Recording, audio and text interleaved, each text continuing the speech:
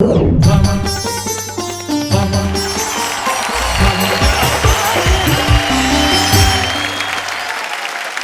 भर के तमाम करोड़ों दर्शकों को नमस्कार, आदाब, सत श्री अकाल। आप ही के दोस्त तारक मेहता का, और मैं जानता हूं कि आप इस वक्त मेरे साथ मिलके कहना चाहते हैं, तो मिलके कह देते हैं, वाह वाह क्या बात है। दोस्तों देखिए ना, मेरी बेताबी भी, मेरी बेसब्री भी कि मैं मेहमान बन के आपके घरों में आ ही जाता हूं। मेहमान क्या खूबसूरत लफ्ज है। हमारे देश में कहा जाता है अतिथि देवो भव, यानी अतिथि देवता का स्वरूप होता है, लेकिन कुछ लोग लिटरल मीनिंग के अंदर ही उसका प्रयोग करते हैं। अतिथि यानी जिसके आने की तो कोई तारीख हो लेकिन जाने की कोई तारीख नहीं हो। अतिथि घर में आता है तो ऐसा महसूस होने लगता है जैसे रूलिंग पार्टी में कोई विपक्ष का सदस्य आ गया हो। विपक्ष के सदस्य से मुझे याद आया, मेरी भी एक सदस्य है जो अक्सर मेरे विपक्ष में रहती है। आइए मैं बुलाता हूं उन्हें, जो मेरे वामांग नहीं लेकिन दक्षिणांग रहती हैं।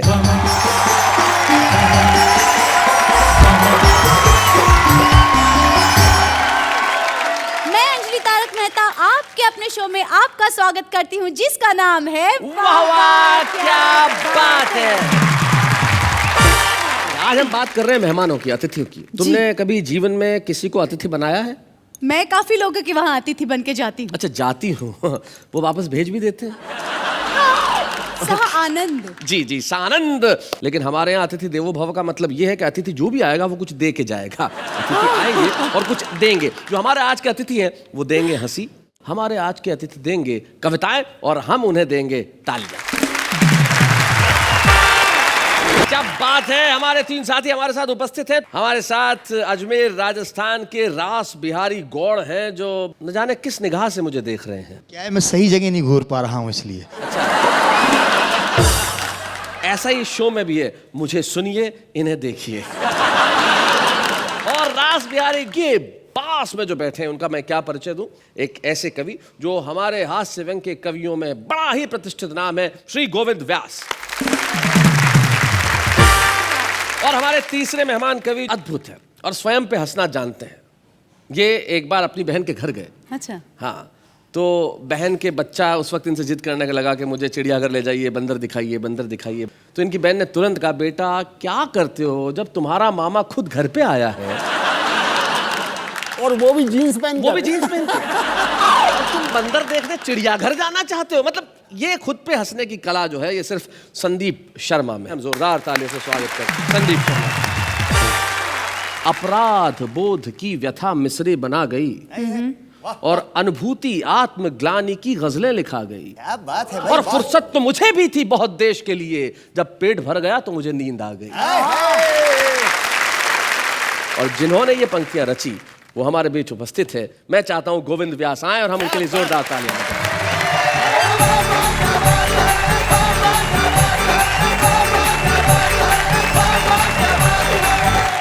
जब मैं 14-15 साल का हूँगा, यूनिवर्सिटी में घुसा था, तो देखते ही मुझे वहाँ का माहौल ऐसा लगा कि कविता अपने आप फूटने लगी। और कैसी कविताएं फूटी जी। कि सोमवार को आंख लड़ी थी, मंगल को बीमार हो गया, बुधवार को दिल दे डाला, बृहस्पति को दिलदार हो गया, शुक्रवार को वो भी हंस दी, शनिवार को प्यार हो गया, पर संडे की छुट्टी पड़ गई, सब कुछ बंटादार हो गया। ये 45-50 वर्ष पुराना गोविंद व्यास था। लेकिन फिर ऐसा लगा प्रेम मोहब्बत और ये सब मजाक के साथ साथ कुछ आगे बढ़ना चाहिए जी। तो आगे बढ़ा तो मुझे लगा कि इस देश के बारे में, परिस्थिति के बारे में कुछ सोचना चाहिए।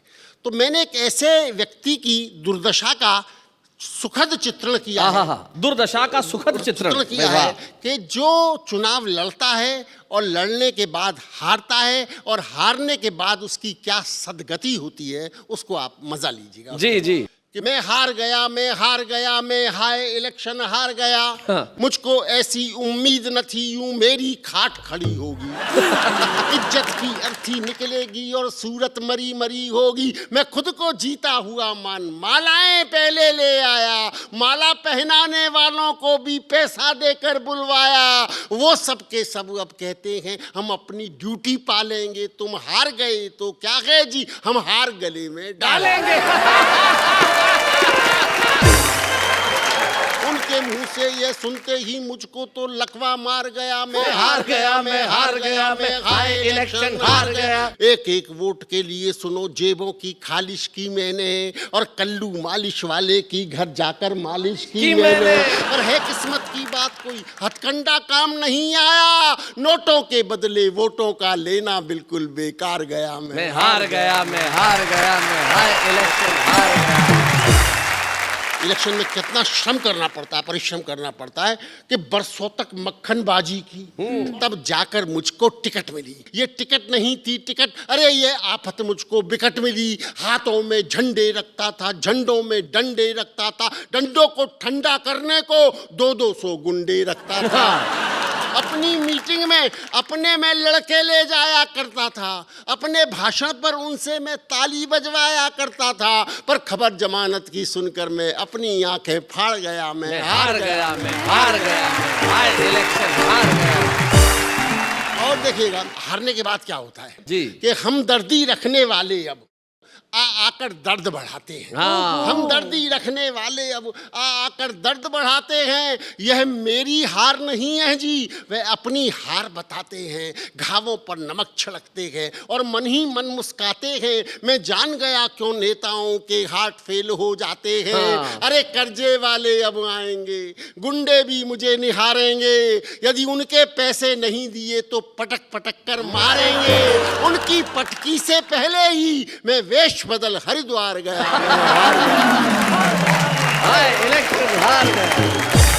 एक बहुत छोटी सी कविता, ये कविता हास्य की नहीं बल्कि परिहास की कविता। जी जी सुना। परिहास। इसमें हंसी नहीं आती, मुस्कुराहट पैदा होती। जी, ये मेरे जीवन की सबसे आखिरी हास्य कविता थी, क्योंकि इसके बाद मेरी शादी हो गई। इस कविता का शीर्षक है कुंवारेपन की आखिरी शाम। जी, कुंवारेपन की आखिरी शाम, तुझे मेरा सादर प्रणाम। कैसे दिलाऊं तुझे विश्वास, कल होने वाले ओलंपिक में तू पराजित होगा बेटा गोविंद व्यास। ओ मेरे पड़ोस की भाभियों, तुम्हारे मुझको बनाने के दिन गए। अरे पान वालों, तुम्हारे चूना लगाने के दिन गए। कल से मेरे हुजूर आ जाएंगे। मेरे दोस्तों, मेरी तुम्हारी कुट्टी हो जाएगी। तुम दरवाजे के बाहर से लौटा दिए जाओगे और मेरी घर में छुट्टी हो जाएगी। आवश्यकता आविष्कार की जननी है। Necessity is the mother of invention. आवश्यकता आविष्कार की जननी है। इसलिए आज की रात 3 नए दोस्तों का आविष्कार करना है। पहला साड़ी विक्रेता, दूसरा कॉस्मेटिक निर्माता, तीसरा उधार प्रदाता, फिर कल से पान की बेगम की सेवा में होगा हुक्म का गुलाम। कुंवारेपन की आखिरी शाम। क्या बात है, बहुत अच्छा। और जिन बात का जिक्र भाई ने किया था, मैं वहाँ से आता हुआ यहाँ पर आता हूँ और एक छोटी सी शब्द की कविता है, उससे सुनाकर आपसे विदा लेना चाहूँगा। बिल्कुल बिल्कुल पहुँचा। एक को फ्लू, सुने, दूसरे को निमोनिया, तीसरे को अल्सर, हमको कुछ भी नहीं। क्या बात है। एक के पास नारे, दूसरे के पास हत्यारे, तीसरे के पास डूबने के लिए किनारे, हमारे पास कुछ भी नहीं। वाह वाह, हमारे पास कुछ भी नहीं। एक के पास चमचे, दूसरे के पास थाली, तीसरे के पास गाली, हमारे पास कुछ भी नहीं। क्या बात है भाई, बहुत अच्छे। एक के पास भाषण, दूसरे के पास राशन, तीसरे के पास शीर्षासन, हमारे पास कुछ भी नहीं। क्योंकि हम जनता हैं। हाँ, जनता के पास जो होना चाहिए वो सब हमारे पास है। हमारे पास जवान भूख है, हमारे पास बूढ़ा इतिहास है, वाह वाह। हमारे पास काला भविष्य है, हमारे पास कीचड़ में सनी हुई सभ्यता है, हमारे पास आस्तीन से लिपटा हुआ पड़ोसी देश है, हमारे पास जिंदगी भर का कलेश है, क्योंकि हम जनता हैं। भाई वाह वाह वाह भाई, क्या बात है।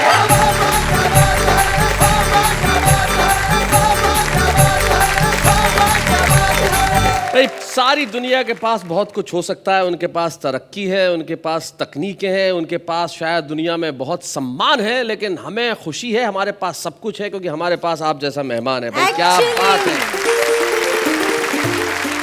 50 साल बाद भी ये जो तेवर है वो वैसे ही है। तब एक शेर, सिर्फ एक शेर याद आता है कि मियाँ मैं शेर हूं, शेरों की गुर्राहट नहीं जाती। मैं सिर्फ आपके लिए कहना चाहता हूँ कि मियाँ मैं शेर हूं, शेरों की गुर्राहट नहीं जाती, मैं लहजा नर्म भी कर लूं तो झुंझलाहट नहीं जाती। कई बार जो कस्बाई कवि सम्मेलन होते हैं उसमें बड़ा कमाल का काम होता है। जो शुरुआत में जो अनाउंसर आता है वो बड़ी कमाल की बातें करता है। वहां कह रहा है देखो भैया अपने सब कवि आ गए, नहीं इन सब का पेमेंट भी हो गया है, तो ज्यादा मचमच होने वाली नहीं है, तो अपन महफिल रोशनदान करते हैं। हाँ, इसमें अपने पहले जो सबसे पहला कवि आया बहुत जोरदार है। कौन सा? ये जो कोने में बैठा है ना, ये मस्त जीन्स वीन्स पहन के, ये बहुत मस्त कवि है। पिछली बार इसने 1500 रुपए लिए थे, बहुत मजा दिया था। तो इस बार इसने बोला मेरे को 1700 देना, तो अपन भी तैयार हो गए 200 रुपए एक्स्ट्रा के लिए। भाई 200 रुपए एक्स्ट्रा में जब चीज अच्छी मिल रही है तो अपन का वो कंजूसी करे, तो बुलाते हैं संदीप शर्मा, जरा जोरदार तालियां बजाइए।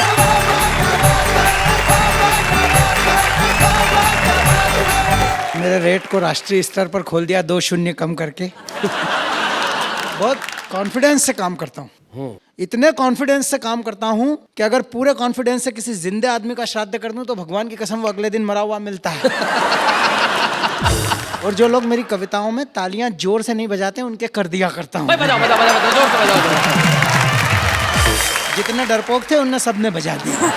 21वीं सदी की बहुत बड़ी विसंगति है भाई साहब, हम लोग सब जल्दी में रहते हैं। आपको जो मिलेगा जल्दी में मिलेगा। वो एक व्यक्ति आ रहा था इधर से, दाएं हाथ से साइकिल से, इधर जा रहा बाएं हाथ की तरफ। मैंने उसको पकड़ा, मैंने कहा क्यों रे इधर कहाँ जा रहा है तू? बाएं हाथ की तरफ, तुझे तो इधर जाना है दाएं हाथ की तरफ। बोले भाई साहब बहुत जल्दी में, वो हैंडल ही मोड़ने का टाइम नहीं है। जल्दी में अपने उद्देश्य भूल गए, लक्ष्य भूल गए, सिर्फ भागना याद रह गया।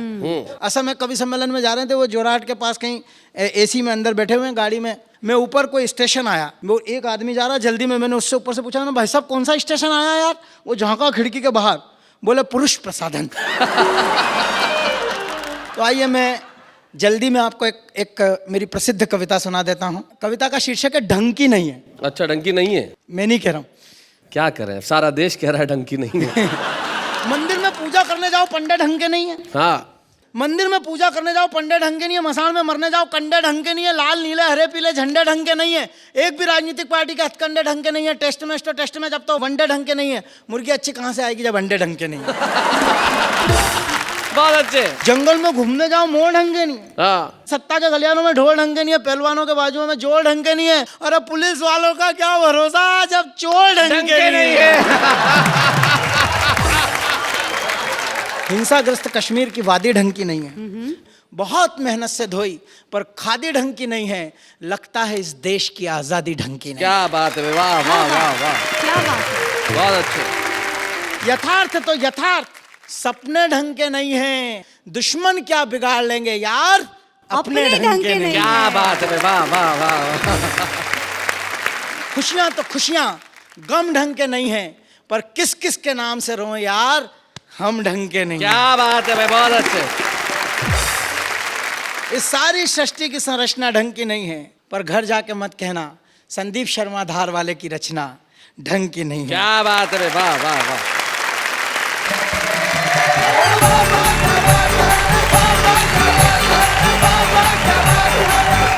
तो संदीप शर्मा, सारी महफिल में खत्म हो गई, हर आदमी की तन्हाई है और इन्होंने जम के तालियां बजाई है और ये तालियां ये कह रही है कि तुमने ढंग की कविता सुनाई है। भाई क्या बात है, बहुत बढ़िया संदीप।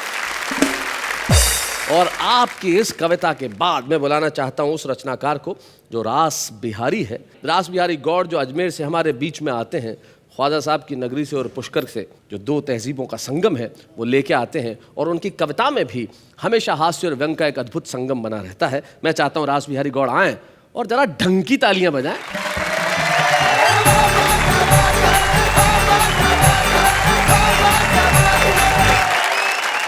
मैं आपको मेहमान बनने की छोटी सी कथा सुनाता हूँ, क्योंकि मुझे भी लगता है, आप सभी को लगता होगा ब्राह्मण के बेटे हैं, हमें भी ब्राह्मण के बेटे हैं, मेहमान कोई बना ले। मैं अपनी कहानी, मुझे भी मेहमान बनने की जैसी और मैंने मेहमान बनने की ठानी जी। सबसे पहले मैंने 1 नंबर दोस्त को फोन लगाया, मैं तुम्हारे घर मेहमान बनकर आ रहा हूँ हर हाल में, दोस्त ने कहा आजा, मैं तो खुद रह रहा हूं ससुराल में। बहुत अच्छे। एक तरफ पत्नी, दूसरी तरफ सास है, इन्हें भी काम वाले बंदे की तलाश है। मुझे तेरा यही अंदाज भाता है, दोस्त ही दोस्त के काम आता है। हाय हाय हाय हाय हाय हाय। बहुत अच्छे। दूसरे नंबर के दोस्त को फोन लगाया, मैं तेरे घर आ रहा हूं। वो बोला आजा, मैं तो पहले ही जा रहा हूं। मेहमान का मेहमान, बड़ा मजा आएगा इस खेल में। मैं सरकारी मेहमान बनकर जा रहा हूं 7 साल के लिए जेल में। वो मित्र 2 नंबर का था, उसका चरित्र 2 नंबर का था। क्या बात है। क्या बना सीन, फिर मुझे याद आया दोस्त नंबर 3। मैंने उससे तरीके से कहा, यार मेरा तेरे घर आने का मन है, भाभी और बच्चों से मिलने की इच्छा है। वो बोला आजा, बच्चों की परीक्षा है, पत्नी हनीमून मनाने मायके गई हुई है, घर में कोई नहीं है, रात की नींद दिन का चैन हराम है, मेरा भी तीर्थ यात्रा पे जाने का प्रोग्राम है। मुझे तेरे जैसा यार चाहिए, घर खाली रहेगा, घर को एक चौकीदार चाहिए। क्या बात है, वाह। फिर आखिरी में मुझे याद आया कवि संदीप शर्मा। संदीप शर्मा को कहा, यार मैं तेरे घर मेहमान बनकर आना चाहता हूं। बोला दोस्त और कवि में फर्क कीजिए, ये नंबर अभी व्यस्त है, कृपया कुछ साल बाद संपर्क कीजिए। बहुत अच्छे। वैसे कहते हैं जिंदगी 4 दिन की है, आदमी 2 दिन का मेहमान होता है जी। तो एक शोक सभा पर भी एक मेरा मन है, जी, एक जी। कविता सुनाता हूँ। जी। जो रामलाल थे उनका स्वर्गवास हुआ और तीये की बैठक चल रही है, उठावना जिसे कहते हैं। कई लोग बैठे हैं, बोला यार आज रामलाल जी होते तो कितने खुश होते। मैंने कहा पागल, वो होते तो अपन यहाँ क्यों होते। अच्छा, लोग वहां भी व्यास जी अपने व्यापार की बात करते हैं। एक सज्जन मेरे पास बैठे, जैसे अभी आप मेरे पास बैठे थे, बात धीरे से कर रहे हैं। बोला यार रामलाल जी मरे, इनको 10 लाख का फायदा हो गया। मैंने कहा मरने के बाद 10 लाख का फायदा कैसे हो गया। बोला कुछ नहीं, मैं बीमा एजेंट हूं, इन्होंने मुझसे बीमा कराया था, इनके परिवार को 10 लाख रुपए मिलेंगे। मैंने कहा चलो ठीक है, परिवार को मिलेंगे। बोला बात ये नहीं है, कल आपके घर आ जाऊं। किसी की भी मृत्यु में हमारे मन में क्या ख्याल आता है। रामलाल जी तो प्यारे हो गए राम के, जाना इसलिए पड़ेगा क्योंकि उनके 3 बेटे, तीनों बड़े काम के। हाँ। क्या बात। एक म्युनिसिपल कॉरपोरेशन में बाबू, वाह। दूसरा राजनीतिक सांड बेकाबू, तीसरा पुलिस वाला, और वहां मिलेगा मंत्री जी का साला। उससे मुलाकात हो जाएगी, लगे हाथ तो बीबी के तबादले की बात हो जाएगी। बन जाएगा हमारा काम, आम के आम गुठलियों के के दाम। क्या बात है भाई, वाह वाह, बहुत अच्छा। परिवार का मनोविज्ञान जी। जब पत्नी बोली इस शाम को तीये की बैठक में जाओगे, चारों तरफ नजर फेंकना, कोई ढंग का लड़का दिख जाए तो देखना। बहुत अच्छे, बहुत बढ़िया। फिर संवेदना की बात आती है, कोई ढंग का लड़का दिख जाए तो देखना, मेरी बहन कुंवारी है, लड़कों की मारा मारी है, ऐसे मौकों पर अच्छे रिश्ते मिलते हैं, मौत के साए में अक्सर फरिश्ते मिलते हैं। वाह वाह वाह, बहुत अच्छे, क्या बात। भाई बहुत क्या बढ़िया। बात। हम पहुंच गए ठीक 4:45 बजे, 5 बजे का समय। हम पहुंच गए ठीक 4:45 बजे। देखा रामलाल जी के तीनों लड़के सजे धजे ऐसे ही। रामलाल जी के तीनों बेटे सजे धजे, चमकीली चमकार ओढ़े। हमने उनको हाथ जोड़े, एक कोने में टिक गए, मन में तसल्ली हुई, चलो इनको तो दिख गए।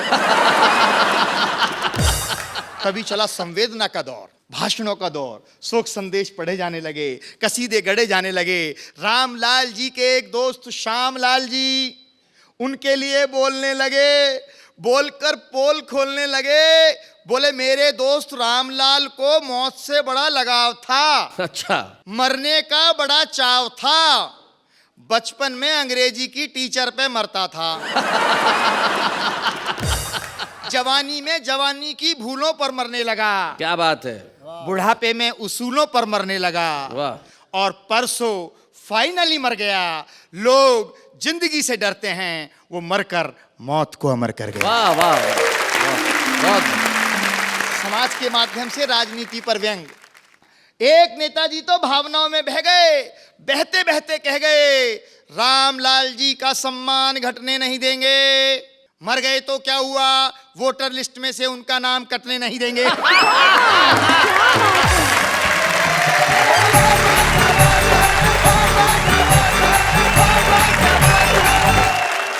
बहुत बढ़िया रास बिहारी गौड़, क्या बात है। आपने कविता कहाँ से प्रारंभ की और जिस मोड़ पे लाके छोड़ी, सचमुच संवेदनाओं का हाल यही हो गया। तब एक शायर खूब शेर कहते हैं कि एक दवात एक कलम हो तो गजल होती है, एक दवात एक कलम हो तो गजल होती है, जब ये सामान बहम हो तो गजल होती है। भूख, गरीबी, मुफलिसी, मरज, बुढ़ापा, औलाद, दिल को हर किस्म का गम हो तो गजल होती है। क्या बात है। वैसे एक बात बताना चाहूंगी, मारवाड़ी लोग, आप हमेशा मारवाड़ी मेहमानगिरी, मारवाड़ियों के विषय में कहते रहते हैं जी। आपके घर भी मेहमान आते होंगे तो आपको बहुत परेशानी होती होगी ना, ये खिलाओ वो खिलाओ, हाँ सा ना सा। जी नहीं, मेहमान आते तो परेशानी हमें क्यों? क्यों? परेशानी उसे। कैसे? जो आए, मेरे घर मेहमान आए तो मेरे पिताजी ने कहा इनके लिए कुछ लेके आ, मैं टैक्सी लेके आ गया। इससे बढ़िया मेहमान नवाजी क्या होगी बताइए। लेकिन आपने ये जो मेहमान नवाजी का नया लफ्ज हिंदी भाषा को दिया है, मेहमानगिरी, गांधीगिरी, जी, गुंडागिरी, दादागिरी, मेहमानगिरी, भाई वाह वाह। अरे हिंदी साहित्य आपका सदैव ऋणी रहेगा। क्या शब्द दिया है आप, नहीं हिंदी साहित्य कर रहा है आपको प्रणाम। हम लेते हैं एक अल्प विराम।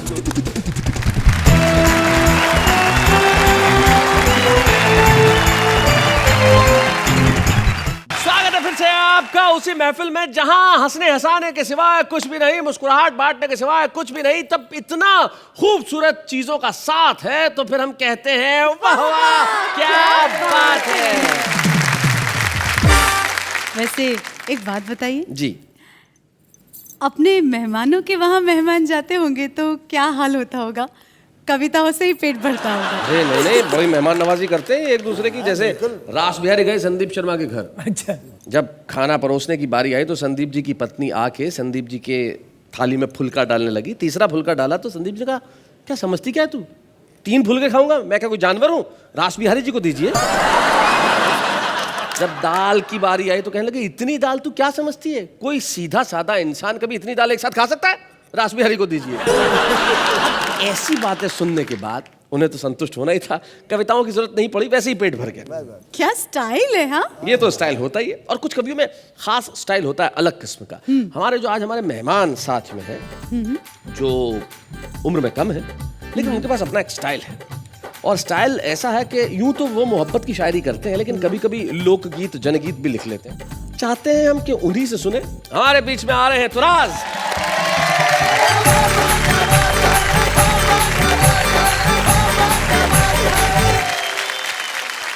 मेरा आप सबको बहुत बड़ा और सेहतमंद आदाब, और उसके बाद मैं अपनी बात शुरू करता हूँ। दिल और निगाह भी ना रहे इख्तियार में, दिल और निगाह भी ना रहे इख्तियार में, पत्थर का हो गया हूँ तेरे इंतजार में। शुक्रिया। इख्तियार में उन बच्चों को बता दूं जिन्हें नहीं पता, और आप भी समझ ले, इख्तियार में दिल और निगाह मतलब काबू में न रहे, जो मेरे नियंत्रण में न रहे, दिल और निगाह। और खासतौर से शेर आपकी नजर के। जी। हालांकि उसने कोई भी वादा नहीं किया, हालांकि उसने कोई भी वादा नहीं किया, बर्बाद मैं हुआ हूँ मगर एतबार। हाय हाय हाय हाय हाय, क्या बात है। एक मतलब और 2 शेर। जी। तुम्हारे वास्ते ये गम उठाने वाला हूँ, तुम्हारे वास्ते ये गम उठाने वाला हूँ, रुको ए आंसुओं में मुस्कुराने वाला हूँ। बहुत अच्छे। उदासियों से कहो जश्न कल की शब कर लें, उदासियों से कहो जश्न कल की शब कर लें, मैं रोज रोज कहाँ मुस्कुराने वाला हूँ। भाई क्या बात है। एक मतला और दो शेर। जी। खुशी हमदम अगर होती मुझे रोने को क्या होता। वाह। खुशी हमदम अगर होती मुझे रोने को क्या होता। उसे गर पा लिया होता तो फिर खोने को क्या होता। क्या क्या बात है। वाह वाह वाह। वो मुझसे दूर ना होते, मैं उनसे दूर ना होता। ये अनहोनी नहीं होती तो फिर होने को क्या होता। और आखिरी शेर। जी। यूं ही बंजर पड़े रहते तुम्हारे खेत सदियों तक। यूं ही बंजर पड़े रहते तुम्हारे खेत सदियों तक। मैं मिट्टी में नहीं मिलता तो फिर बोने को क्या होता। अरे वाह वाह वाह। सुराज, आप यहाँ आज आए भी, आप मुस्कुराए भी और हम सबको मुस्कुराने का सबब भी दिया। यहाँ आने के लिए, सुनाने के लिए और हमारे चेहरों पे तबस्सुम छोड़ जाने के लिए बहुत बहुत शुक्रिया। Thank you so very much.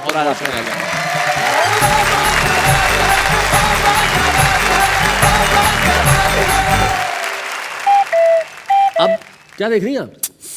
एक मेहमान गए, 3 मेहमान बैठे हैं। हाँ। अब और क्या है? क्यों छुपाते क्यों हैं आप हर वक्त? देखो भाई, छुपाना इसलिए ज़रूरी होता है कि हर चीज़ इस तरह से दिखाई तो नहीं जा सकती। भाई इंतज़ार में जो मज़ा होता है वो कितना, जैसे तुम्हारा रिजल्ट आने वाला होता था, तुम्हें पता होता था कि तुम पास नहीं होगी लेकिन इंतज़ार तो करती थी।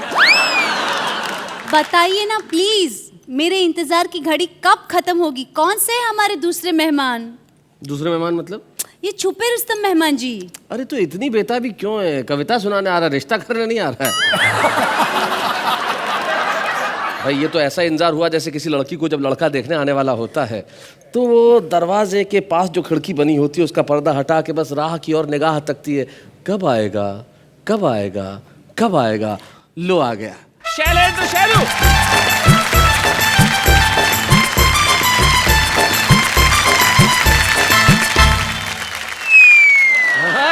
भाई शैलेंद्र, नॉर्मली लोग जब आते हैं तो अपना चश्मा उतार के आते हैं, आपने यहाँ आके लगाया है, भाई खास बात? सर आप हैं उल्टा चश्मा से। अच्छा। और उल्टा चश्मा के आगे सिर्फ एक ही व्यक्ति टिक सकता है, सीधा चश्मा। बहुत अच्छे। आनंद और मस्ती के मूड में रहिएगा जी। फिल्मी स्टाइल में इस देश की जनता को संदेश मैसेज पहुंचाना चाहता हूं। जी सुनाए। और ये मैं क्या है कि बीच बीच में गियर भी बदलूंगा। अच्छा। ये गियर है। First gear.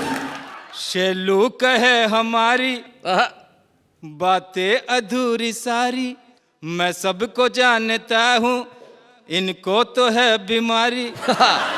शेलू कहे हमारी बातें अधूरी सारी, मैं सबको जानता हूँ इनको तो है बीमारी। अनशन पे लेके आऊं और सबको मैं सिखाऊं क्या चिंता था चिता चिता चिंता था चिंता था चिता चिता चिंता था। अरे कुर्सी का रोब है, लोकर में नोट है, भ्रष्ट मिजाज है, कल से ठोटी है। सूरत मासूम है, नीयत में खोटी है, कुर्ता सफेद और ढीला लंगोटी है। चिंता ता चिता चिता चिंता ता चिंता ता चिता चिता चिंता ता। और 2014 में कांटे की हो टक्कर, सांसद न कोई आए, बिगड़ा हुआ कैरेक्टर अनशन पे लेके आऊं और सबको मैं सिखाऊं क्या चिंता था चिता चिता चिंता था। ये गियर ऐसे बदलता है जैसे इंजन फंस गया हो। ऐसा है कि मेरे इंजन में ऑयल अच्छी कंपनी का है। अगला गियर बदलता हूँ जी। अरे भ्रष्टों को अब कोई चुनना ले, चुनना ले रे कोई चुनना ले। कभी नशेड़ों को अब कोई चुनना ले, चुन्ना ले रे कोई चुन्ना ले, इनमें तो अब कोई दम नहीं, अब इनके भरोसे हम नहीं। भ्रष्टों को अब कोई चुन्ना ले रे कोई चुन्ना ले, अरे बातों के बदले वोटों से लो काम, वरना देश को कर देंगे बदनाम। क्या बात है? अरे संसद मुल्क की सबसे ऊंची शान, उसमें लुटेरे बैठ गए शैतान। क्या बात है? हो बेईमान तुम, नादानी हम, हैवान तुम, इंसान हम, तुवर की दाल नरम नहीं, शक्कर के भाव भी कम नहीं। भ्रष्टों को अब कोई चुन्ना ले कोई चुन्ना ले। क्या बात है, वाह वाह वाह, बहुत अच्छा। जब तुम कविताएं पढ़ रहे थे, मैं जानता हूं गोविंद व्यास जी के मन में उस वक्त क्या चल रहा था। गोविंद जी, ये जो सेगमेंट है, इसमें हम उस एक व्यक्ति को बुला के एक स्मृति चिन्ह, एक प्रतीक चिन्ह देना चाहते हैं, जिसका अंदाज, जिसकी विधा चाहे जो हो, लेकिन उसमें भरपूर संभावनाएं हो, क्योंकि शैलेंद्र शैलू में संभावनाएं है। अगर हम उसका मार्ग प्रशस्त करेंगे तो आज वो जो लिख रहा है उससे कहीं बेहतर लिखेगा, उससे कहीं बेहतर बनेगा। तो हम शैलेंद्र शैलू को आज इस मंच पे एक स्मृति चिन्ह देना चाहते हैं, हमारे छुपे रुस्तम के रूप में। जोरदार स्वागत करें हम शैलेंद्र शैलू।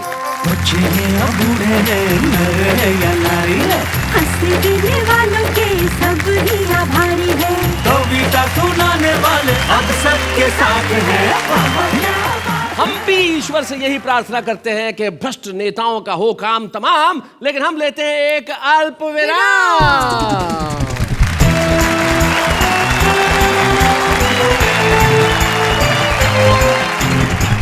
भाई क्या बात है, आज हम आपके घरों में मेहमान बनकर सिर्फ आए नहीं हैं हंसाने के लिए, लेकिन साथ में कुछ ऐसे मेहमान भी लेकर आए हैं जो आपको दे रहे हैं सिर्फ हंसी ही नहीं, साथ में संदेश भी, उसी कार्यक्रम में जिसका नाम है वाह वाह क्या बात है। मेहमानों की बात चल रही है तो मेहमान नवाजी का मौका हमको भी दीजिए। आप भी कभी हमारे घर आइए। अरे आप घर की बात कर रही हैं, आप दिल में बुलाइए। जब आना ही है तो आदमी घर आके क्या करेगा, फिर हम आपको देते हैं मेहमान नवाजी का मौका। लेकिन इस वक्त हम मेहमान नवाजी करना चाहते हैं हमारे उन कवियों की जो यहाँ नहीं है लेकिन कहीं कहीं है। उनके भीतर एक कवि, हमारे देश का आम व्यक्ति जब कविता करता है तो क्या करता है, जरा देखते हैं। तितली उड़ी, बस में चढ़ी, सीट ना मिला तो रोने लगी, कंडक्टर बोला बैठ मेरे पास, तितली बोली हट बदमाश। तुझे पाने के लिए मैं कुछ भी करूँगा, तेरे प्यार में जीऊँगा, तेरे प्यार में मरूँगा, फिर भी तू ना मिली तो कोई गम नहीं, ये फार्मूला मैं किसी दूसरी पे ट्राई करूँगा। मच्छर ने जो काटा वो उसका जुनून था, चाकर भी नहीं मार पाया उसको, क्योंकि उसकी रगों में मेरा ही खून था। तुम्हारी याद दिल से जाने नहीं देंगे, तुम्हारे जैसा दोस्त खोने भी नहीं देंगे, रोज शराफत से SMS क्या करो वरना एक कान के नीचे देंगे और रोने भी नहीं देंगे।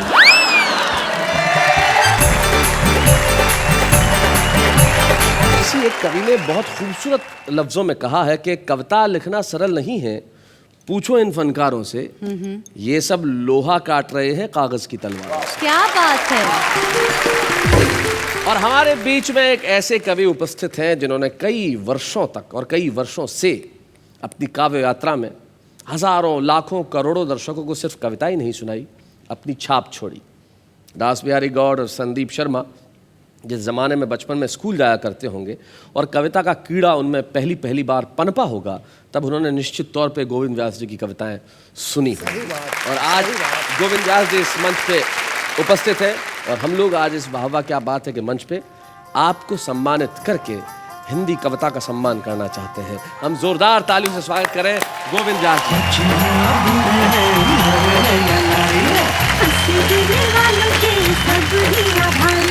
कविता सुनाने वाले अब सबके साथ है।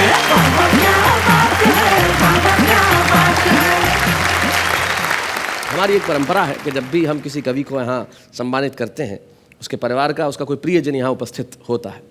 गोविंददास जी की पत्नी अस्वस्थ होने की वजह से नहीं आ पाई, तब इन्होंने कहा कि मेरा सहायक, मेरा निजी सहायक, मेरा पीए जो पिछले 17-18 वर्षों से मेरे साथ है, वो मेरे लिए मेरा परिवार ही है। हम गोविंददास जी के सहायक श्री मीनलाल, जिसे गोविंददास जी प्यार से रामू कहते हैं, उसे यहाँ बुलाते हैं। गोविंद जी एक बार इतने अस्वस्थ हुए थे कि उन्हें पक्षाघात हो गया था और पैरालिसिस हो गया था, और उस वक्त अपनी सारी याददाश्त वो खो बैठे थे। तब रामू ही था जिन्होंने फिर से इन्हें क ख ग 1 2 3 की गिनती सुनाई और सिखाई, और याददाश्त लौटाने में बहुत बड़ी भूमिका निभाई। क्या बात है। तो रामू, आप क्या कहना चाहते हैं अपने सर के बारे में? ये तो मेरे सब कुछ गुरु है, पिताजी है, सब कुछ मेरे है। जो भी शिक्षा है इन्होंने दिया मुझे, जो भी इस लायक बना है इन्होंने बनाया मुझे आज। क्या बात है रामू, बहुत बहुत धन्यवाद। जाते जाते शकील जमाली साहब के 2 शेर मुझे याद आते हैं जो कहना चाहता हूँ। वो कहते हैं कि खाने को तो जहर भी खाया जा सकता है, खाने को तो जहर भी खाया जा सकता है, लेकिन फिर उसको समझाया जा सकता है, और सबसे पहले दिल के खालीपन को भरना पैसा सारी उम्र कमाया जा सकता है। तो हम दिल के खालीपन को भरने के लिए आएंगे, आपको कविताएं सुनाएंगे, और आप हमारे साथ यही कहेंगे, वाह वाह क्या बात है।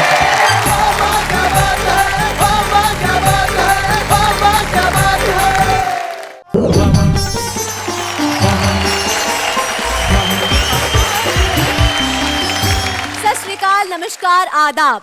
मैं हूं आप सबकी होस्ट और दोस्त अंजलि तारक मेहता, और आप सबका स्वागत करती हूं आपके मनपसंद शो में, जिसको आप देखते हैं बार बार और कहते हैं हर बार, वाह वाह क्या बात है।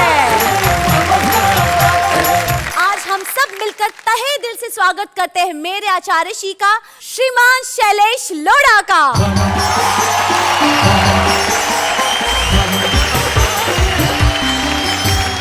क्या बात है, आज तो तुम मुझसे पहले पहुंच गई। जी सर, सॉरी जी गुरुजी, जी आचार्य श्री। क्या है ना, आपको गुरु माना है मैंने, तो मैंने सोचा आज मैं आपका स्वागत करने की पूरी तैयारियां कर लूं। आपने अपने गुरु के बारे में इतना सोचा, बहुत बहुत शुक्रिया। नहीं, शुक्रिया से सिर्फ काम नहीं चलेगा, आपको अपने गुरु होने का प्रमाण देना पड़ेगा।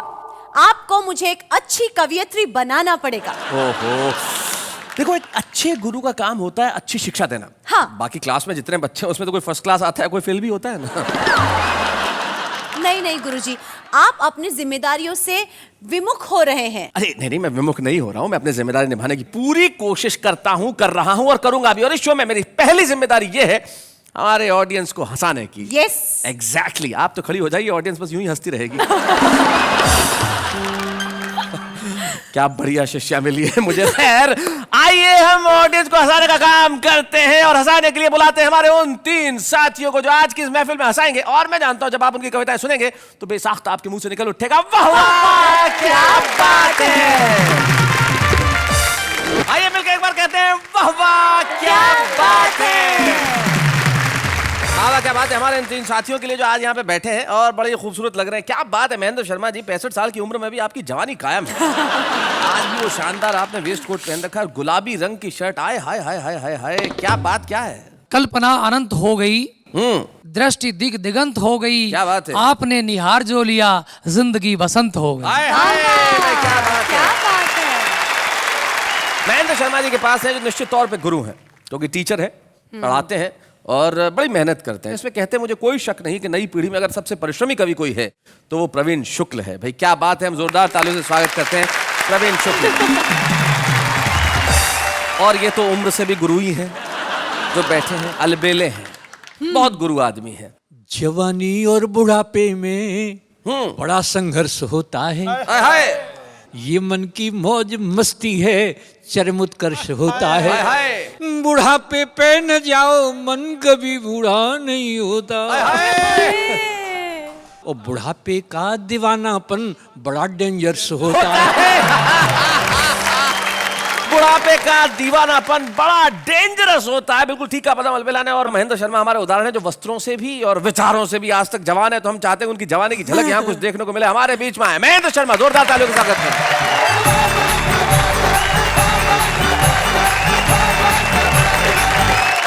4 पंक्तियों से बात प्रारंभ करना चाहता हूँ जी।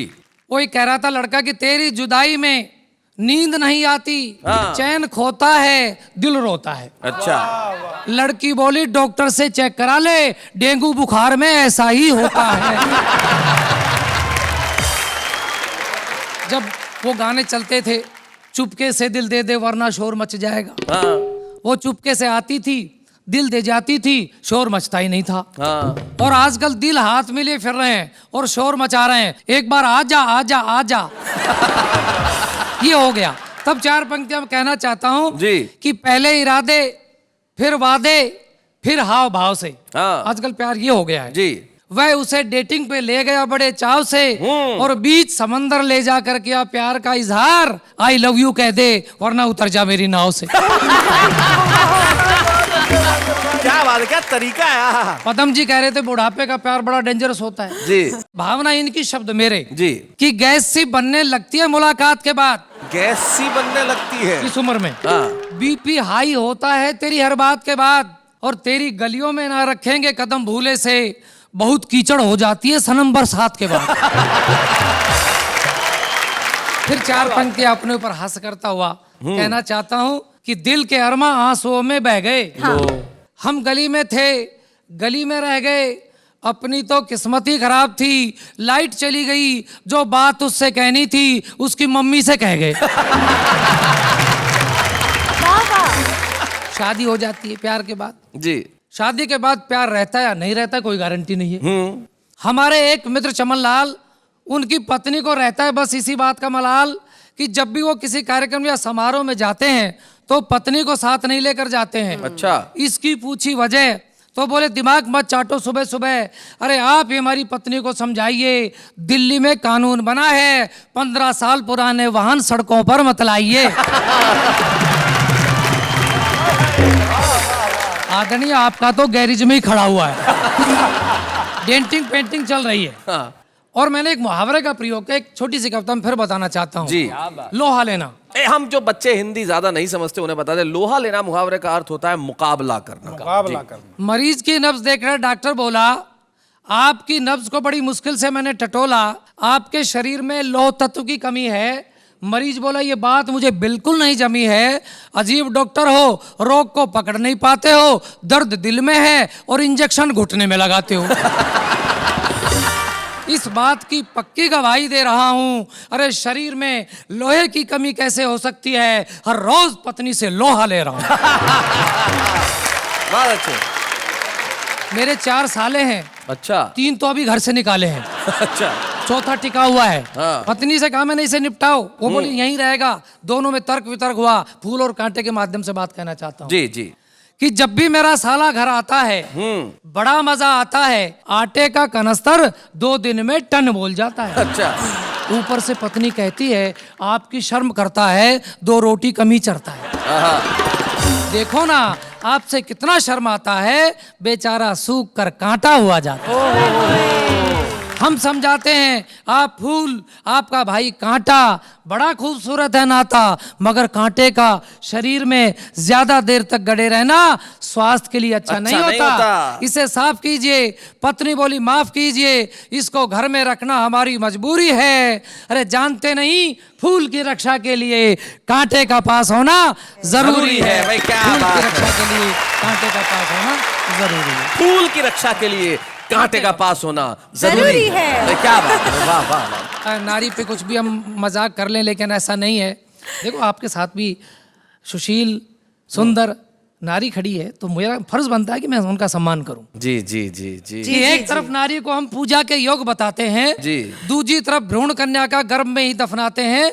यदि संख्या कन्या शिशुओं की यूं ही घटती जाएगी, शादी जैसे बंधन की फिर याद मात्र रह जाएगी।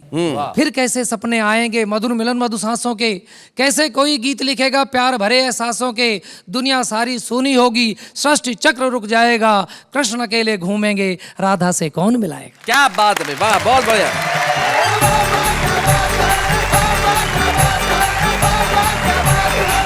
बहुत बढ़िया महेंद्र भाई, बहुत सही कहा आपने। इन दिनों स्थिति ऐसी हो गई है, मोहब्बत की भी जमाने के भी, लेकिन आपने जो उस पर व्यंग किया और आपने जो अपनी हंसी की बातों से हम सबको हंसाया, उसके लिए हम आपके बेहद आभारी हैं कि आप यहाँ तक आए। महेंद्र शर्मा जी अपनी कविताएं सुनाइए। एक शायर का शेर याद आ जाता है, वो कहते हैं कि जब तक बिका न था कोई पूछता न था, तुमने मुझे खरीद के अनमोल कर दिया। वाह वाह, क्या बात है। एक ऐसे ही मोती हमारे बीच में है जो अनमोल है, जिनका नाम पदम अलबेला है, जो कहते हैं कि बुढ़ापे का जो इश्क बड़ा डेंजरस होता है। और क्या क्या होता है ये अलबेला जी से सुन ले तो कुछ बात हो। पदम अलबेला जी आइए जरा।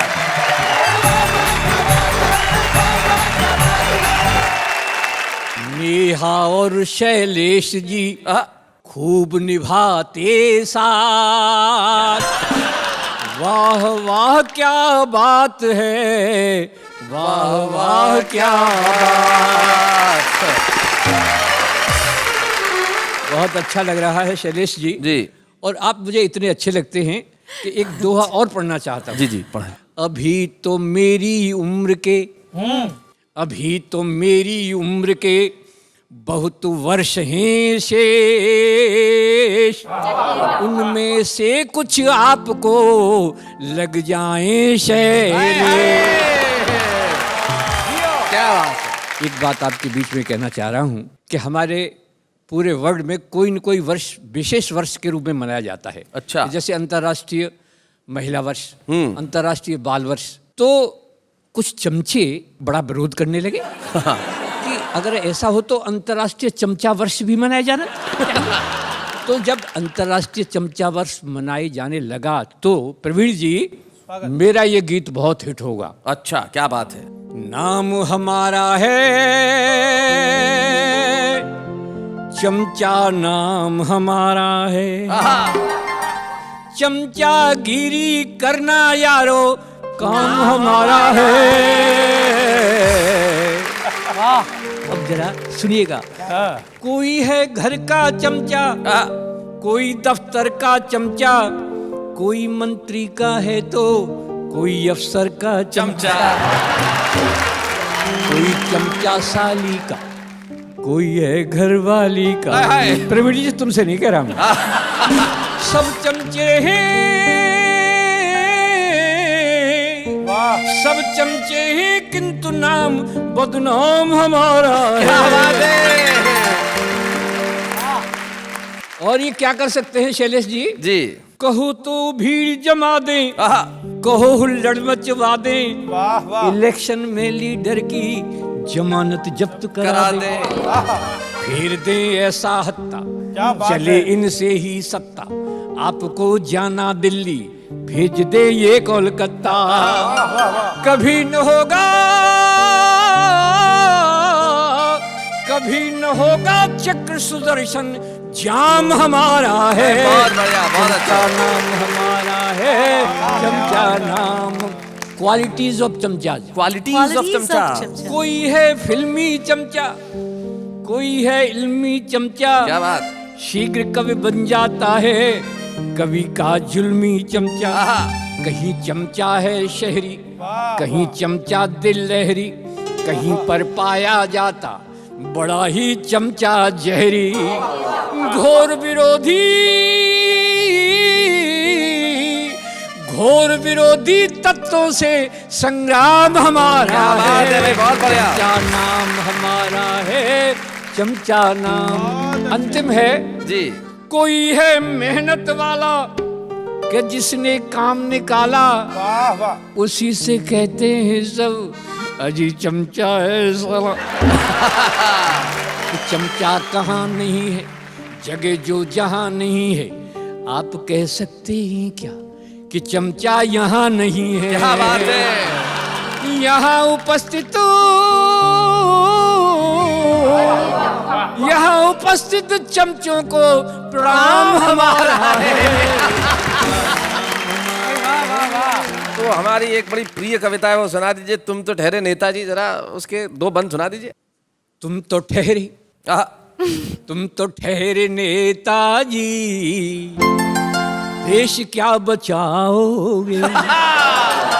तुम तो ठहरे नेताजी, देश क्या बचाओगे। अरे तुम तो ठहरे नेताजी, देश क्या बचाओगे। रात वाली, रात वाली, रात वाली फ्लाइट से और दिल्ली भाग जाओगे। रात वाली फ्लाइट हार जाओगे। शर्म के समंदर में डूबने से डरते हो। क्या बात है? शर्म के समंदर में डूबने से डरते हो। चुल्लू भर हाय हाय तो चुल्लू भर पानी में भी डूब नहीं पाओगे।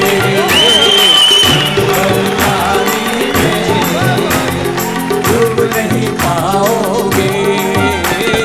तुम तो ठहरने ताजी देश क्या बचाओ। और एक वास्तविकता शैलेश जी, अब तो घोटालों का स्कोर काफी है। स्कोर काफी है। अब तो घोटालों का स्कोर काफी है। और क्या, अरे और क्या, अरे और क्या घोटालों की सेंचुरी बनाओगे। और क्या घोटालों की सेंचुरी बनाओगे। तुम तो ठहरे नेताजी देश क्या बचाओगे। और साहब इनकी भाषण की शैली देखिए कि बहनों और भाइयों, मैं ठीक ठीक कह रहा हूँ, मेरी सच मानिए, पिछली सरकार ने आपका बहुत खून चूसा है, इस बार एक मौका हमको भी दीजिए। कि अपने भाषणों में भी क्या कमाल करते हो। अपने भाषणों में भी क्या कमाल करते हो। रैलियों की, अरे रैलियों की, अरे रैलियों की थैलियों से और कितना कमाओगे। और साहब शैलेश जी क्या कहना चाह रहा हूँ जी कि अब तो सीबीआई के हाथ बड़े लंबे हैं। अब तो सीबीआई के हाथ बड़े लंबे हैं। जेल चले, अरे जेल चले, जेल चले जाओगे तो बहुत याद आओगे। जेल चले जाओगे तो बहुत याद आओगे। और अंतिम सुन लीजिएगा, बहुत अच्छे कि अब के वोट मांगने जो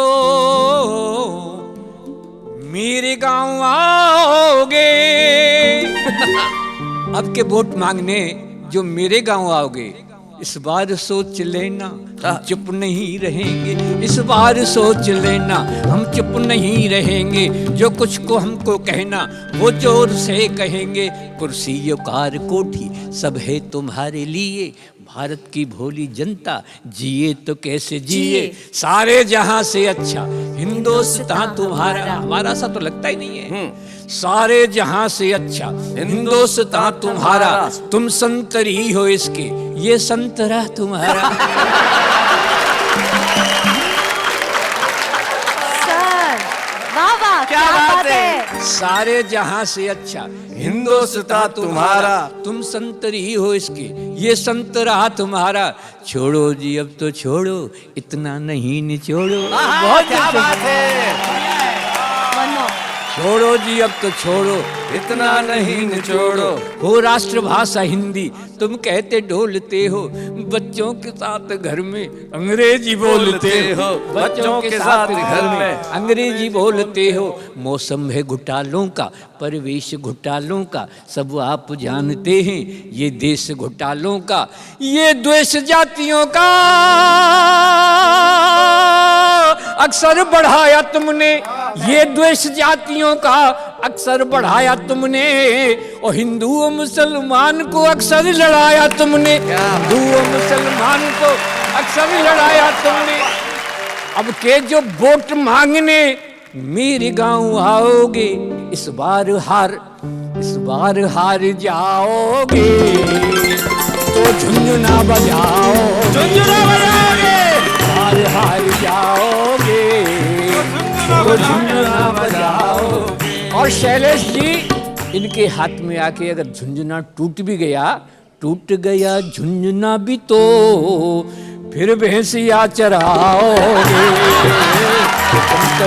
नेताजी देश क्या बचाओगे। तुम तो ठहर नेताजी, देश क्या बचाओगे? रात वाली फ्लाइट से दिल्ली भाग जाओगे।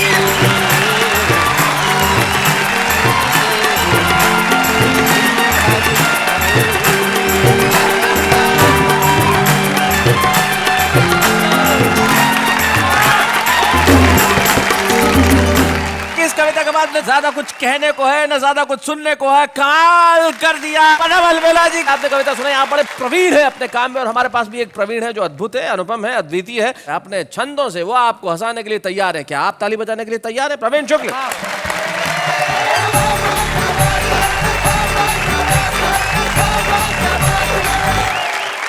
एक गुरु और शिष्य के क्या संवाद हो सकते हैं इस देश में? जी।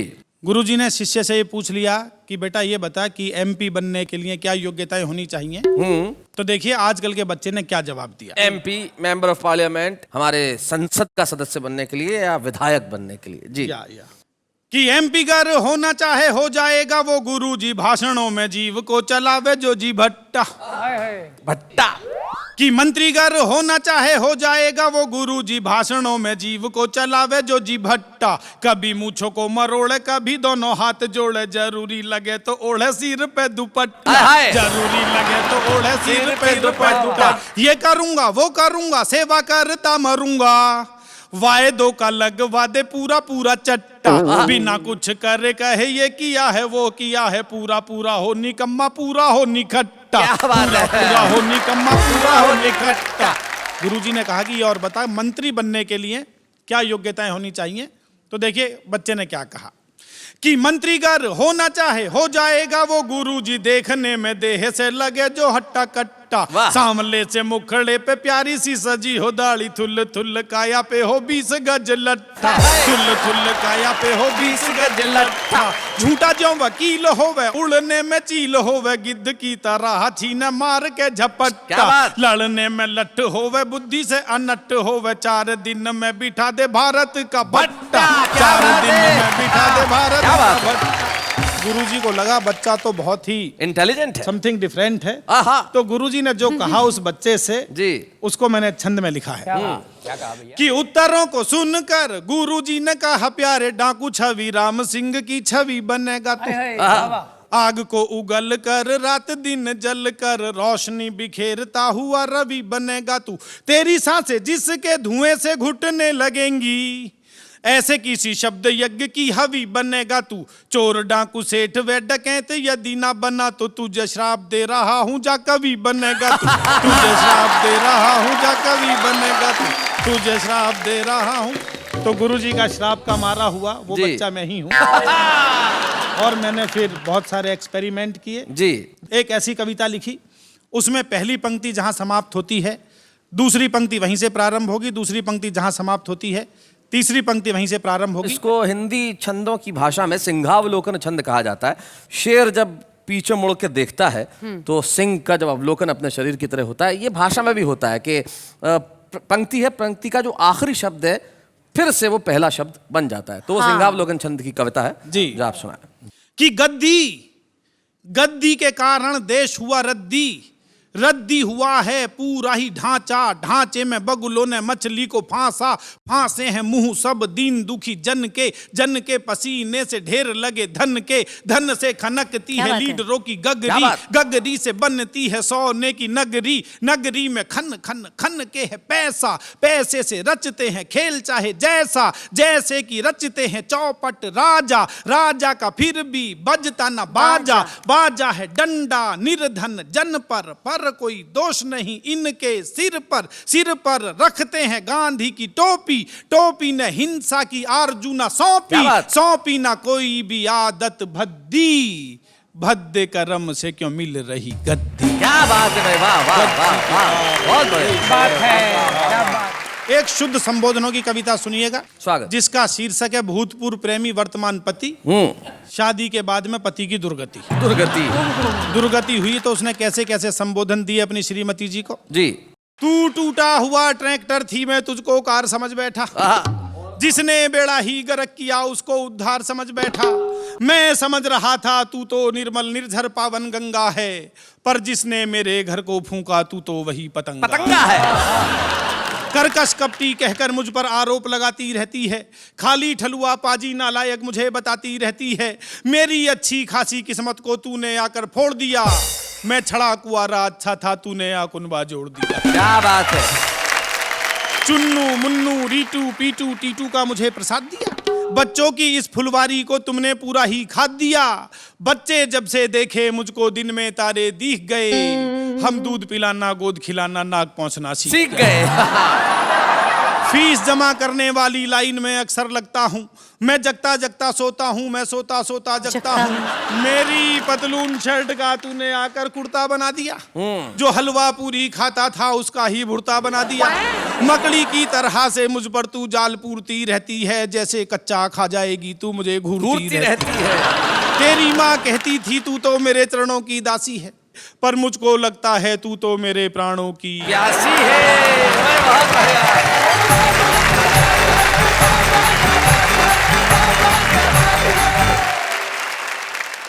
भाई इतने संबोधन आपने दिए अपनी कविताओं में कि आपके लिए मेरे पास कोई संबोधन नहीं बचे, लेकिन आपका नाम ही काफी है। आप प्रवीण हैं, आप निष्णात हैं, आप एक्सपर्ट हैं, आप कमाल हैं, आप अद्भुत हैं, आप अनुपम हैं, आप अद्वितीय हैं, आप अच्छे हैं, आप बहुत बढ़िया हैं, आप कवि ही कमाल के हैं। भाई क्या बात है प्रवीण, बहुत बढ़िया।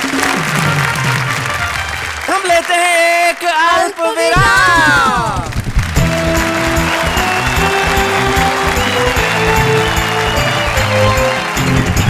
स्वागत है एक बार फिर से आपका उसी शो में जिसके लिए आप सिर्फ इंतजार ही नहीं करते, उसके साथ बने रहते हैं, उसके साथ हंसते हैं, खिलखिलाते हैं और कहते हैं वाह वाह क्या बात है। गुरुजी, मेरे मन में एक प्रश्न जागा। आपके मन में प्रश्न न जागे ऐसा क्षण होता ही नहीं। गुरुजी आप ये बताइए, क्या आपने अपने गुरु की कभी क्लास ली है, यानी अपने गुरु के साथ कोई मस्ती या कोई सबक सिखाया है उनको? मतलब आप क्या चाहती हैं कि मैं आपको ऐसा कोई गुर सिखाऊं कि आप मुझे सबक सिखाएं? नहीं, मतलब बताइए ना प्लीज। मैंने तो नहीं, लेकिन मेरे एक दोस्त ने बड़ा कमाल किया था। उसने एक बार स्कूल में जब क्लास चल रही थी तो उनके गुरुजी ने कहा कि जो मेरे सवाल का जवाब देगा मैं उसे अभी घर जाने की इजाजत दूंगा। ये सुनते ही मेरे दोस्त ने अपना बस्ता खिड़की से बाहर फेंक दिया। गुरुजी ने पूछा किसने फेंका? वो दौड़ के लाया, सर मैंने फेंका, मैंने सवाल का जवाब दिया, घर भेजो अब। बड़े कमाल के आपके दोस्त। अरे मेरे दोस्त तो कमाल के हैं, ऐसे ऐसे गुर आते हैं मेरे दोस्तों को जिसकी एक हमारे दोस्त और हैं, उनका एक गुर बड़ा कमाल का है, जब देखो भिड़ते रहते हैं। भिड़ते रहते हैं? जी, बच्चों तक से भिड़ जाते हैं। Should I guess or you're telling me? आप कोशिश कीजिए, कौन हो सकते हैं वो? भिड़ते रहते हैं, भिड़ जाते हैं, और खास तौर पे बच्चों से भिड़ते हैं। खास तौर पे बच्चों से भिड़ते हैं। उन्हें ट्यूशन भी पढ़ाते हैं। उन्हें ट्यूशन भी पढ़ाते हैं। कभी अचार की डिलीवरी भी करते हैं। गुरुजी आंसर यहाँ तक है, बस हेल्प कर दीजिए, बाहर आ जाए। हाँ, यही तो गुरु होता है, सब हिंट दे देता है और उसके बाद उत्तर स्वयं बताता है। तो मैं बताता हूँ, आ रहे हैं हमारे स्पेशल गेस्ट, तारक मेहता का उल्टा चश्मा के भिड़े यानी कि मंदार चंद्रकर।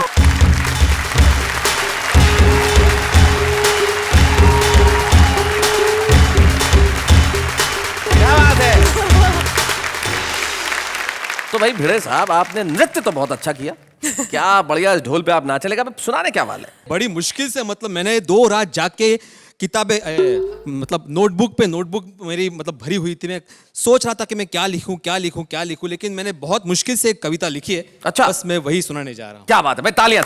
मैं कविता सुना रहा हूं। हमारे पड़ोसी शेर सिंह। अच्छा, वाह। हमारे पड़ोसी शेर सिंह निशानेबाज अचूक कंधे पर हमेशा टांगे रहते थे अपनी दुनाली बंदूक। एक दिन नाल साफ करते करते, बंदूक की नाल जो होती है, जी। एक दिन नाल साफ करते करते अचानक बंदूक से गोली चल गई और चली हुई गोली पड़ोसी की पत्नी के बिल्कुल पास से निकल गई।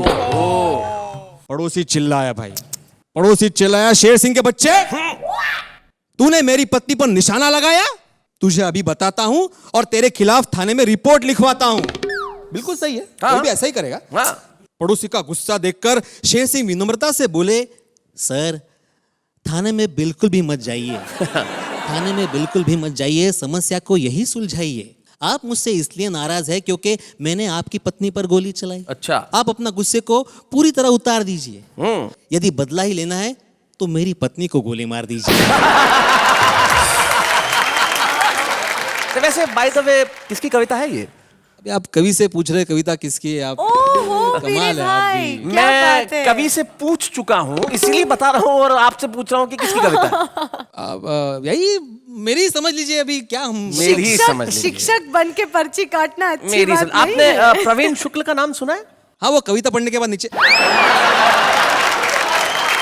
ये मतलब वो प्रवीण शुक्ला जी की ही कविता है। हाँ, प्रवीण शुक्ल। आप शायद जानते नहीं हो प्रवीण शुक्ल। ये जो तीन लोग बैठे हैं, हाँ जी, उनमें जो सबसे बीच में जो वो बैठे हुए हैं ये। अच्छा ये है। ये हो बहुत बहुत बहुत बहुत थैंक यू।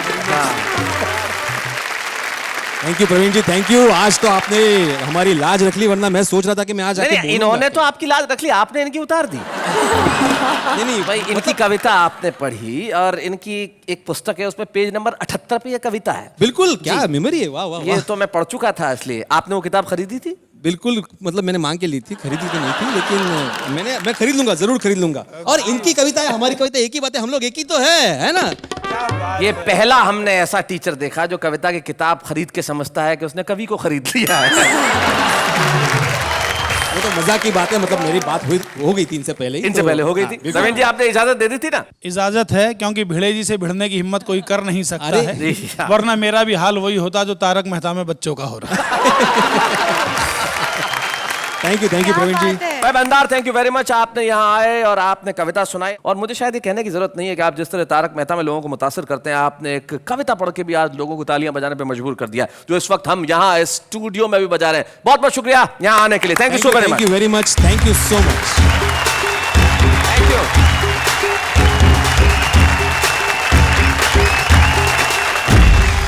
गुरुजी जी, कभी ऐसा भी होता होगा कि कोई शिष्या अपने गुरु से आगे निकल जाती होगी?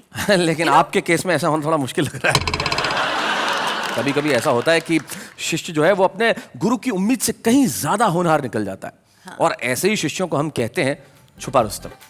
वाह वाह, क्या बात है कि मंच पे हम एक ऐसे सेगमेंट को लेकर आए हैं जो बेहद लोकप्रिय है, कविता के छुपे रुस्तम। और इसी श्रृंखला में आज हम एक ऐसे प्रतिभाशाली कवि को बुला रहे हैं जो आगरा से हमारे बीच में आते हैं और जिनका नाम है शशांक प्रभाकर। Please welcome.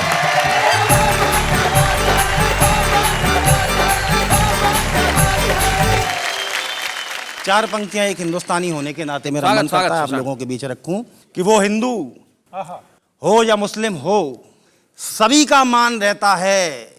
किसी के घर में गीता है, कहीं कुरान रहता है, किसी का कोई मजहब हो, सभी से प्यार है हमको, हमारे दिल में तो हर वक्त हिंदुस्तान है। क्या बात है, वाह वाह वाह, बहुत अच्छे। चार पंक्तियां आपकी नजर करता हूं जी कि इस दौर के माहौल की सूरत नहीं देखी जाती।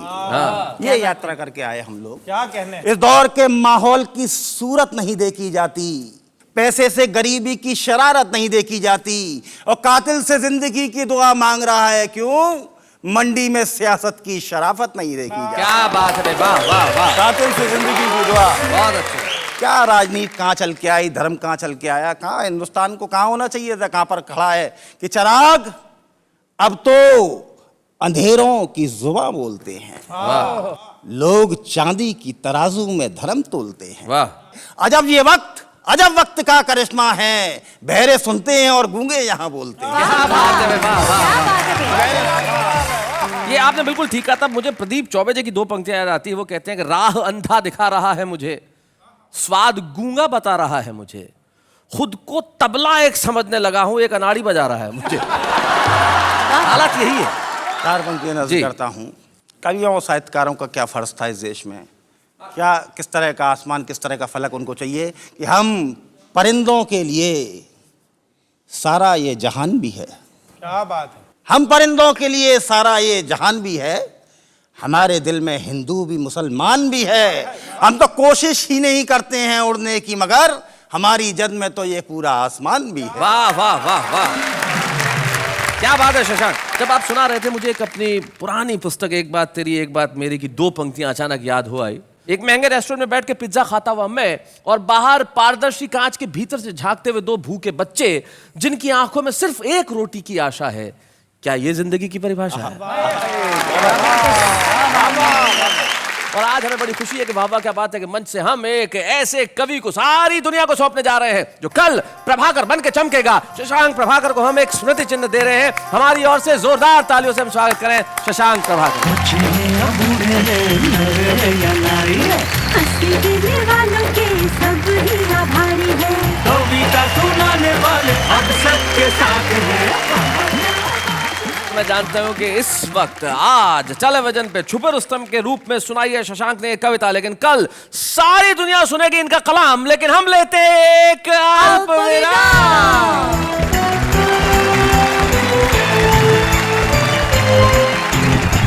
स्वागत कीजिए उस शो का जिसका नाम है वाह वाह क्या बात है। गुरुजी जी, आपके आदेश के अनुसार मैंने सारे कविजनों की कविताएं ध्यान पूर्वक सुनी है। क्या बात है? जी, एक्चुअली मैंने कुछ इनसे सीख भी लिया है। कविता लिखना? जी। अच्छा, तो सुनाइए कुछ। कविता कहना इतना आसान काम नहीं है। ये तो सभी को पता है, आप कविता सुनाइए। नहीं, ये कविता का ही भाग रूप है। अच्छा। कविता बनाना इतना आसान काम नहीं है। इस काम में एक पल भी जनाब आराम नहीं है। दिमाग पे बहुत जोर पड़ता है, लेकिन क्या करूं, मेरे पास बादाम नहीं है। जी, आपने कविता तो बहुत बढ़िया सुनाई, बहुत अच्छी थी। धन्यवाद। लेकिन मुझे अफसोस है कि आपके केस में बादाम भी कुछ नहीं कर पाएगी। हाँ, क्योंकि कुछ कविता ऐसी होती है जो ऐसे ही बनती है। आप जिस तरह की कविता लिखती हैं उस तरह की कविता हमारे जो आम इंसान है वो बड़े बढ़िया ढंग से लिखते हैं। जरा सुनते हैं उनसे वो क्या कहते हैं। ए नमक खराब मोबाइल, अब मैं समझा तेरी कानाफूसी, माल मेरा खाता है और करता है मेरी बीबी के लिए जासूसी। मेरा फोन आया, मुंह पे आई स्माइल, फोन उठाकर मैंने पूछा क्या खत्म हो गई वो फाइल। तारों में अकेला चांद जगमगाता है, कांटों से घबराना मत मेरे दोस्त, क्योंकि कांटों में ही अकेला गुलाब मुस्कुराता है। दोस्ती नाम है सुख दुख की कहानी का, दोस्ती नाम है सदा मुस्कुराने का, ये कोई पल भर की पहचान नहीं, दोस्ती नाम है सदा साथ निभाने का। कपड़े है सिलवाना तो ढूंढ लो दर्जी, कपड़े है सिलवाना तो ढूंढ लो दर्जी, अगर ऐसे ही घूमना हो तो आपकी मर्जी। माना कि हर समंदर गहरा नहीं होता, हर हीरा चमकदार नहीं होता, जरा संभल के प्यार करना दोस्तों, हर हसीन चेहरा वफादार नहीं होता। मेरे दोस्त, मोहब्बत की राहों में सिर्फ दर्द मिलेगा, क्यों नहीं खोल देता एक दवाखाना, धंधा अच्छा चलेगा।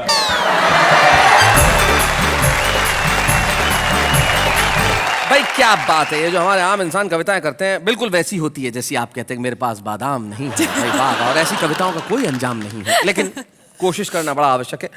बहुत सारे कवि ऐसे होते हैं जो कोशिश करते हैं, कोशिश करते हुए कवि बनते हैं। मैंने एक ऐसे ही रॉ युवक को कई वर्षों से कोशिश करते देखा। कोशिश करते करते वो कविता के क्षेत्र में एक बड़ा नाम हो गया। हास्य में छंद कहना बहुत आसान नहीं होता, बहुत कम कवि ऐसा कर पाए। लेकिन एक युवक, एक कवि जिसको मैंने पिछले कई वर्षों में परिश्रम करते करते महारत हासिल करते देखा है, वो आज हमारे बीच में है, प्रवीण शुक्ल। तो हमारा भी कर्तव्य है कि वाह वाह क्या बात है कि इस मंच पे हम उन्हें सम्मानित करें। हम मिलके उन्हें प्रदान करना चाहते हैं एक स्मृति चिन्ह और देना चाहते हैं शुभकामनाएं। प्रवीण शुक्ल। वालों के सब ही आभारी है, कविता सुनाने वाले अब सबके साथ हैं। जैसा कि परंपरा है कि जिसका हम सम्मान करते हैं उसके परिवार का कोई ना कोई सदस्य यहाँ उपस्थित होता है, और हमें बड़ी खुशी है कि संजना भाभी आज यहाँ उपस्थित हैं, और साथ में प्रवीण के जीजा आदेश शर्मा भी, हम चाहते हैं दोनों यहाँ पर। स्वागत है संजना आपका और आदेश जी आपका भी। क्या बात है, नमस्ते। कैसी हैं? बहुत अच्छे। इतने कवि सम्मेलन में जाते हैं प्रवीण, जब कवि सम्मेलन में जाते हैं क्या महसूस होता है आपको? जब कवि सम्मेलन में जाते हैं तो दिखाते हैं मुझे अंगूठा, मैं भी कहती हूँ जाओ जाओ, तो मुझसे 2-4 दिन के लिए मेरा पीछा छूटा। 2-4 दिन के लिए पीछा छोड़ के जाओ। मैं बहुत अच्छे। घर में भी क्या आपको कविताएं सुननी पड़ती हैं इनसे? दुनिया भर में जो भी कुछ सुना के आते हैं वो सबको सुनाते हैं, लेकिन घर में आके तो मेरी सुननी पड़ती है।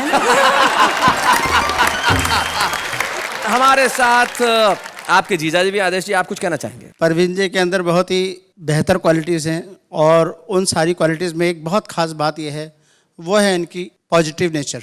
क्या बात है। और उसी पॉजिटिव नेचर को ध्यान में रखते हुए मैंने इनके लिए 4 पंक्ति लिखी हैं। अरे वाह, सुनाइए। बी पॉजिटिव, भी पॉजिटिव, इनकी नेचर भी पॉजिटिव। आए जो इनके पास, मिल जाए जो इनका साथ, हो जाए वो भी पॉजिटिव, हो जाए वो भी पॉजिटिव। क्या बात है। और मेरी शिष्या कुछ कहना चाहती है। हाँ, मैं कब से कहना चाहती हूँ कि गुरुजी, आचार्य श्री जी, आप इतना ज्ञान देते हैं, मुझे सौभाग्य है हमारा। आप गुरुदक्षिणा में क्या लेना चाहेंगे? गुरुदक्षिणा में मैं सिर्फ इतना कहूंगा, एक शेर जो सिर्फ आपसे नहीं सारी दुनिया से कहूंगा कि जिंदगी में हंसी बड़ी जरूरी है, तो सिर्फ किसी शायर का एक शेर मुझे याद आता है कि उदासी के चेहरे पढ़ा मत करो और गजल आंसुओं से लिखा मत करो। हंसते रहो और कहते रहो वाह क्या बात है।